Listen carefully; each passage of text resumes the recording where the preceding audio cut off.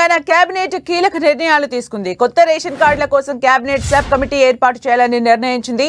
ఈ sub committee ration కార్డుల జారీకి విధి విధానాలు రూపొందించనుంది. రేషన్ కార్డుతో పాటు ఆరోగ్యశ్రీ కార్డులు విడిగా ఇవ్వాలని మంత్రివర్గం నిర్ణయం తీసుకుంది. మరోవైపు క్రికెటర్ సిరాజ్, బాక్సర్ నిఖత్ జరీన్ కు గ్రూప్ 1 ఉద్యోగం ఇవ్వాలన్నారు. ఇక మరోవైపు మంత్రి పొన్నం ప్రభాకర్ చొరవతో గౌరవెల్లి ప్రాజెక్టు పూర్తి చేసేందుకు కేబినెట్ ఆమోదం లభించింది. పెండింగ్ పనుల కోసం 437 కోట్లు విడుదల చేయనున్నారు.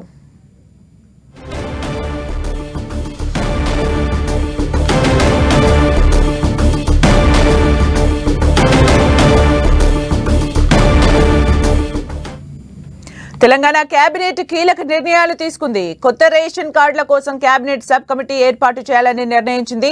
ఈ సబ్ కమిటీ రేషన్ కార్డుల జారీకి విధి విధానాలు రూపొందించనుంది. రేషన్ కార్డుతో పాటు ఆరోగ్యశ్రీ కార్డులు విడిగా ఇవ్వాలని మంత్రివర్గం నిర్ణయం తీసుకుంది. మరోవైపు క్రికెటర్ సిరాజ్, బాక్సర్ నిఖత్ జరీన్ కు గ్రూప్ 1 ఉద్యోగం ఇవ్వాలన్నారు.